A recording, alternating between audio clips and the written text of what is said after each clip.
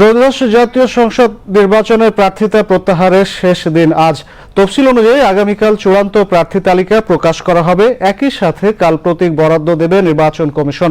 দর্শক, এই মুহূর্তে ঢাকা বিভাগীয় কমিশনারের কার্যালয়ে আছেন আমাদের সহকর্মী খালিদা হাসান। আমরা এখন সরাসরি চলে যাচ্ছি তার কাছে।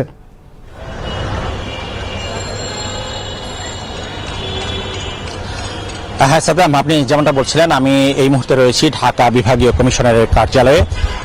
ঢাকা অঞ্চলের যেগুলো আসন আছে সেখান থেকে 13টি আসনের মনোনয়ন পত্র নিয়ে আসলে এই বিভাগীয় কমিশনারের এখানে কার্যক্রম চলছে।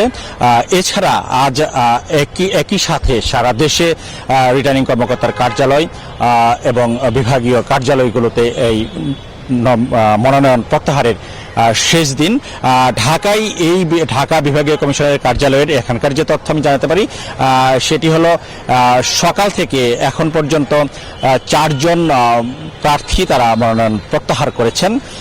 একই সাথে অন্যান্য বিষয় যেগুলো প্রস্তুতি নেওয়ার, যেহেতু আগামীকাল চূড়ান্ত ভোটার প্রার্থী তালিকা প্রকাশ করা হবে, একই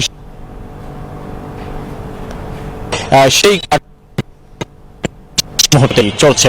কিছুক্ষণ আগে ঢাকা বিভাগীয় কমিশনার তিনি আমাদের সাথে কথা বলেছেন। তিনি যেমনটা জানিয়েছেন যে এখন পর্যন্ত খুবই সুষ্ঠুভাবে নির্বাচন সংক্রান্ত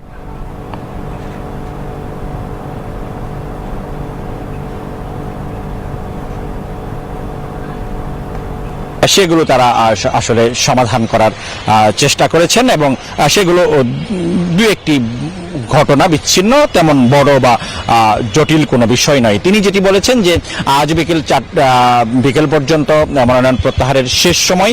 এই সময়ের মধ্যে প্রার্থীরা যারা আছেন নিজে কিংবা অন্য কাউকে দিয়ে তারা প্রার্থিতা প্রত্যাহার করতে পারবেন এবং তারপরই তারা আগামীকাল চূড়ান্ত প্রার্থী তালিকা প্রকাশ করবেন।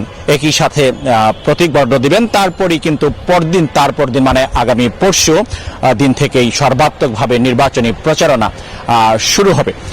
তো বিভাগীয় কমিশনার, ঢাকা বিভাগীয় কমিশনার তিনি ব্রিফিংয়ে যেটা বলেছেন যে এই সকল প্রস্তুতি তারা সম্পূর্ণ করেছেন। আগামীকাল চূড়ান্ত প্রার্থী তালিকা প্রকাশ করা হবে এবং প্রতীক বরাদ্দ দেওয়া হবে, সেই জন্য তারা পুরোপুরি প্রস্তুত আছেন।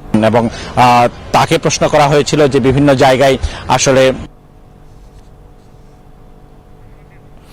ধন্যবাদ খালেদ, সরাসরি আমাদের সাথে যুক্ত থাকার জন্য।